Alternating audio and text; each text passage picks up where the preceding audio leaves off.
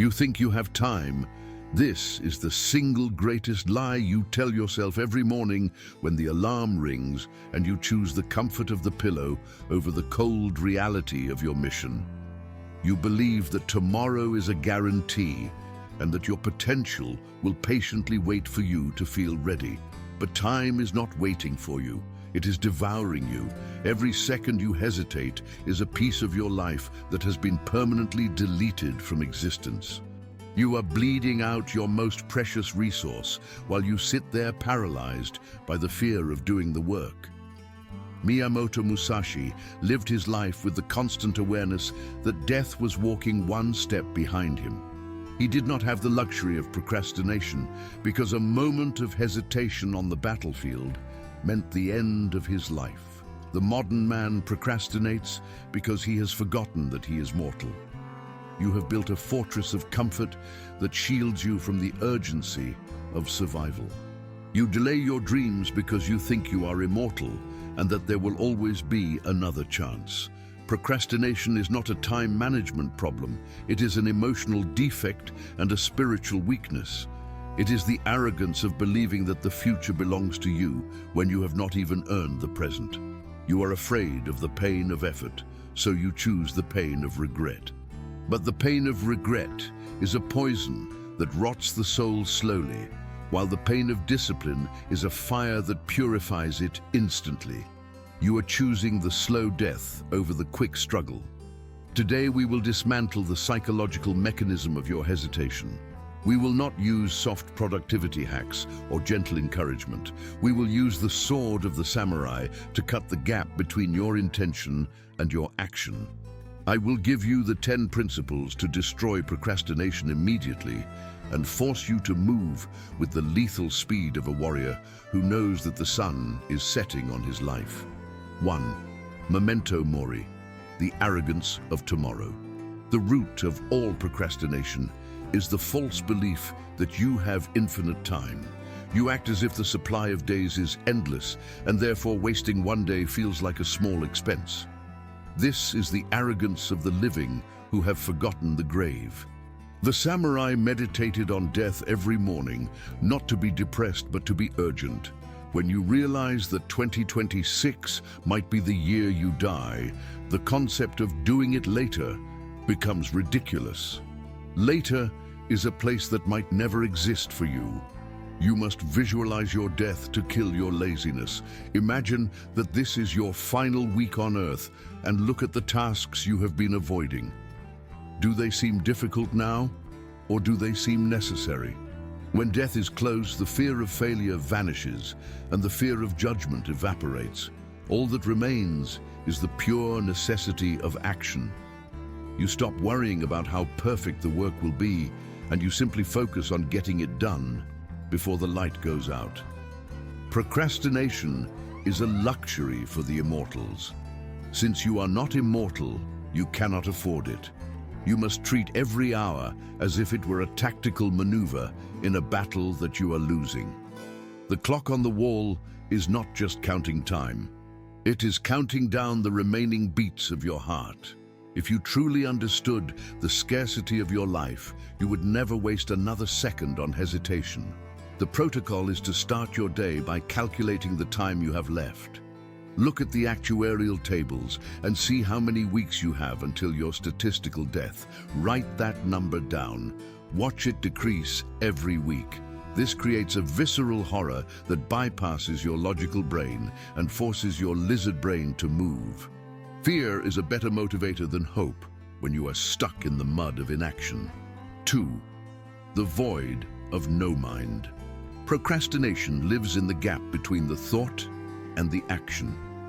You think about the task, and then you pause to consider how hard it will be or how much you dislike it. In that pause, the resistance grows stronger and your will grows weaker.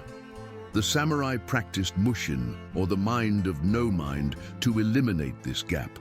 It is the art of moving before your brain has permission to complain.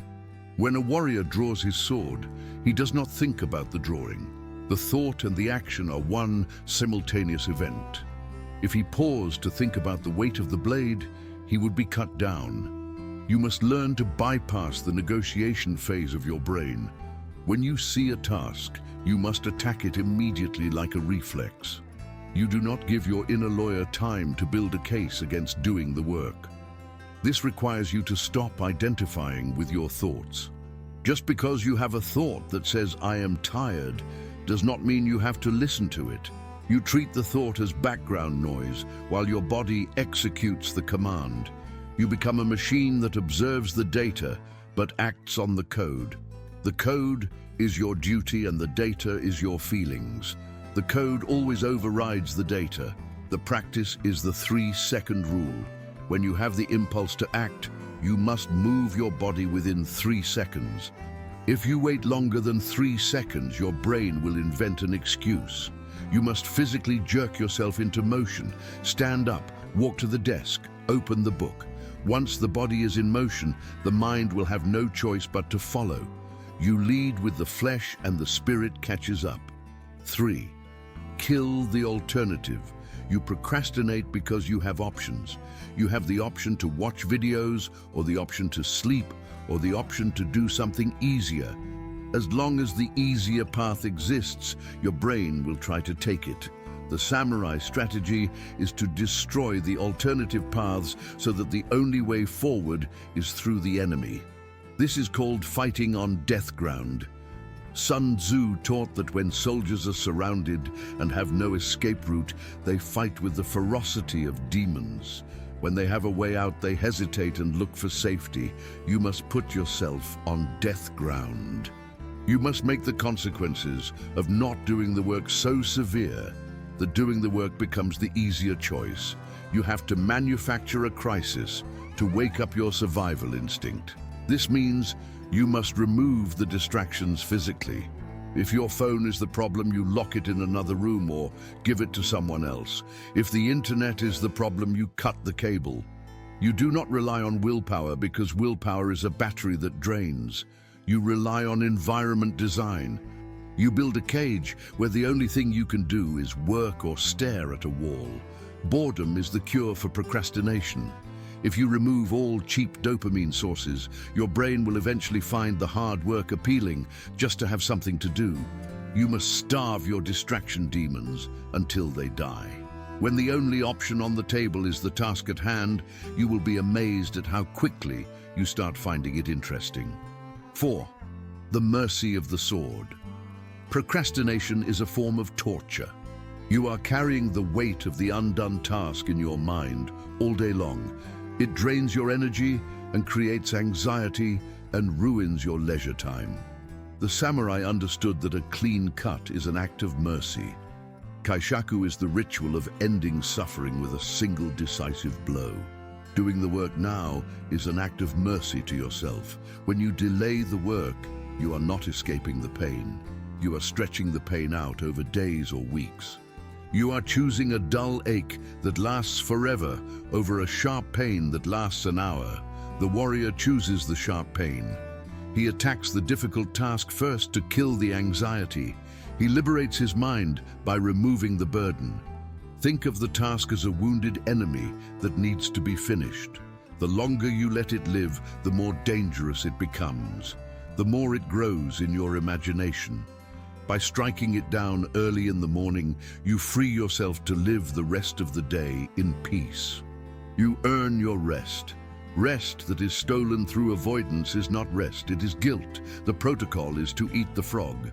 You identify the one thing you are dreading the most and you do it before you do anything else. You do not check email or drink coffee or talk to anyone until that one beast is dead. Once you kill the big monster, the little monsters seem harmless. You walk through the rest of your day with the swagger of a victor. 5. The ritual of entry. Amateurs wait for inspiration, but professionals have rituals. You cannot expect to go from a state of relaxation to a state of deep focus instantly without a bridge. The samurai had rituals for putting on their armor and for cleaning their swords. These rituals signaled to their brain that it was time to shift into war mode. You need a ritual of entry to break the inertia of laziness. This ritual should be a sequence of physical actions that you perform exactly the same way every time. It could be putting on a specific pair of headphones, or clearing your desk, or brewing a specific type of tea. The action itself does not matter as much as the association. You are Pavlov's dog, and the ritual is the bell. You are conditioning your biology to trigger focus. When you are stuck in procrastination, do not try to force the work directly. Focus only on executing the ritual. Tell yourself you only have to make the tea. You only have to sit in the chair. You only have to open the document. By lowering the barrier to entry, you trick your brain into starting. Once the ritual is complete, the momentum will carry you into the task. The ritual separates your civilian life from your warrior life. When the ritual begins, the world of distraction ends. You enter a sacred space where only the mission exists. Respect the ritual, and it will protect you. If you treat the start of your work with reverence, you will perform with excellence. If you approach it casually, you will fail casually. 6. Slicing the enemy. A large army is terrifying, but a single soldier is manageable. You procrastinate because you look at the entire project and it looks like a mountain. It overwhelms your processing power and triggers a freeze response. Musashi taught to cut the enemy in rhythm. You do not fight the whole group at once. You fight one man at a time. You must slice the task into pieces so small that they are not intimidating. Do not write a book. Write a paragraph. Do not build a business. Make one phone call. Do not get in shape. Do 10 push-ups. When you reduce the enemy to a microscopic size, you remove the fear. You can easily defeat a micro-enemy. Victory creates momentum. When you complete a small part of the task, your brain releases dopamine. This chemical encourages you to take the next step. You create a feedback loop of success. You stack small wins until they become a massive victory. You trick your brain into enjoying the process by feeding it constant rewards. The protocol is to break the work down until the first step takes less than 2 minutes. If the first step takes an hour, you will procrastinate. If it takes 2 minutes, you have no excuse. Make the first step so easy that it would be shameful not to do it. Once you start, the friction disappears. The hardest part of the rocket launch is the first 10 feet. 7. The dignity of duty. Modern men are obsessed with how they feel. They ask themselves if they are in the mood to work. This is the mindset of a child. The samurai lived by giri, or the burden of duty. Duty is what you do, regardless of how you feel. It is a contract you sign with your own dignity. To break that contract is to dishonor yourself. You must stop viewing your work as a choice and start viewing it as an obligation. You do not brush your teeth because you are inspired to do it. You do it because it is necessary. You must apply that same logic to your goals. You do the work because you said you would. Your word must be law. If your word is weak, your will is weak. When you procrastinate, you are insulting yourself. You are telling yourself that your temporary comfort is more important than your long-term value. You are lowering your own status in your own eyes. The warrior maintains his self-respect by keeping his promises even when no one is watching. Especially when no one is watching. The practice is to detach your performance from your emotions. Wake up and acknowledge that you feel lazy or sad or tired. Then go and do the work anyway. The feeling is irrelevant. The execution is mandatory. When you realize that your hands can work even when your heart is not in it, you become unstoppable. 8. Environmental Zanshin. Your environment dictates your behavior. If you are trying to work in a messy room with the TV on and snacks within reach, you are fighting a losing battle. The samurai kept their dojo pristine and empty. This was not for aesthetics, it was for zanshin, or focus. A cluttered space creates a cluttered mind. You must design your workspace to be a weapon of productivity. Remove everything that is not related to the task. If there is a visual distraction, your eyes will find it. If there is a comfort trigger, your body will want it. You must strip the room down to the bare essentials. You're creating a vacuum where the only thing that can exist is the work. This also applies to your digital environment. Your computer desktop should be clean. Your browser tabs should be closed. Your notifications should be off. Every beep and red dot is an arrow fired at your attention. You must build a shield against these attacks. You cannot maintain deep focus if you are being interrupted every 3 minutes. The protocol is to clear the decks before you begin. Spend 5 minutes putting everything in its place. This simple act of ordering your physical world helps to order your mental world. It tells your subconscious that chaos is not allowed here. It sets the stage for high performance. 9. The code of non-negotiation. The moment you start debating with yourself, you have already lost. Procrastination thrives on internal debate. Should I do this now or later? Maybe I need a snack first. I'm not feeling creative right now. The samurai cuts off this debate with a sharp sword. The decision was made yesterday. Today is just for execution. You must adopt a policy of non-negotiation with your lower self. When you set a schedule, that schedule is the law. You do not have the authority to change the law just because you are tired. You treat your plan as if it were a command from a general.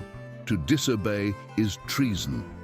This requires you to separate the planner from the doer. The planner is smart and strategic. The doer is often lazy and short-sighted. You let the planner make the decisions the night before. When you wake up, you are just the soldier. You follow the orders of the planner. You do not question the orders, you just execute. When the voice of procrastination speaks, you answer with silence and action. You do not argue back. You do not rationalize. You simply move. The more you entertain the debate, the more power you give to the enemy. Starve the debate. Kill the conversation. Be a tyrant to your own weakness. 10. The death ground strategy. If you cannot find the internal drive, you must create external pressure. Musashi knew that soldiers fight harder when they are afraid. You can use fear to your advantage. You must put yourself in a position where not doing the work causes immediate pain. This is called artificial consequence. Give a large sum of money to a friend and tell them that if you do not complete your task by 5 p.m., they must burn the money. Or commit publicly to a goal where failure means public humiliation. When the pain of inaction becomes greater than the pain of action, you will stop procrastinating. You are hacking your survival instinct. Most people rely on deadlines set by others. You must learn to set ruthless deadlines for yourself. Compress the time. If you have a week to do a task, give yourself 2 hours. Parkinson's law states that work expands to fill the time available. If you restrict the time, the focus intensifies. Pressure creates diamonds. The samurai does not wait for the battle to come to him. He forces the engagement. You must force yourself into a corner where the only way out is through the work. Stop trying to make it easy. Make the alternative impossible. When you have no choice, you will find the energy. You have read the strategy and you have seen the blade. Now you have a choice. You can close this video and go back to your soft life of endless delays and broken promises.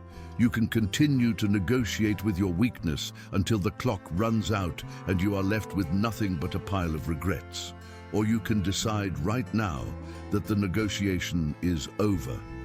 Procrastination is not a habit you break.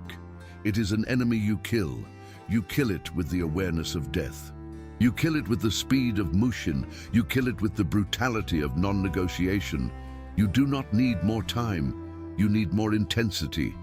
You need to treat this moment as if it were the only one you have, because in reality it is. The sword is in your hand. The enemy is in front of you. Cut or be cut. But let us be honest. The motivation you feel right now is fragile. It is a spark that will vanish the moment you face the first wave of resistance. To truly destroy procrastination and build a mind of steel, you need more than a video. You need a war protocol. I have forged 66 days of steel. The samurai method to forge absolute discipline. This is not a self-help book. It is a tactical manual to reconstruct your nervous system. The fire phase, we burn your excuses and your dopamine addiction. The hammer phase, we pound the habits of the warrior into your daily life. The Polish phase, we sharpen your focus until it cuts through any distraction. If you are ready to stop wasting your life and start commanding it, click the link below. Download the protocol. The time for waiting is dead. The time for steel is now.